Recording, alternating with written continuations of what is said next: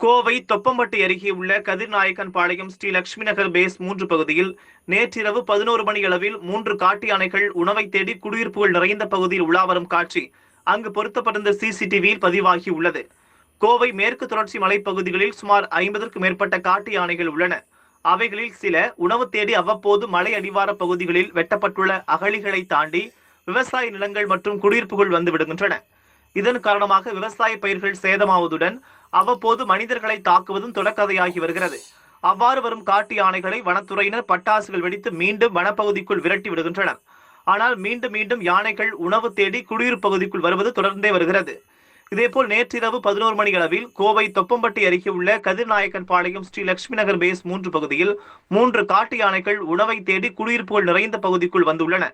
யானைகள் தெருக்களில் உலாவரும் காட்சி அங்கு பொருத்தப்பட்டிருந்த சிசிடிவியில் பதிவாகியுள்ளது. மிகவும் சர்வ சாதாரணமாக 3 காட்டு யானைகள் தெருக்கள் வழியே நடந்து செல்லும் காட்சிகள் அப்பகுதி மக்களிடையே அதிர்ச்சியை ஏற்படுத்தியுள்ளது. எனவே இரவு நேரங்களில் பொதுமக்கள் வெளியே நடமாடும் போது எச்சரிக்கையாக இருக்குமாறு வனத்துறை வேண்டுகோள் விடுத்துள்ளனர்.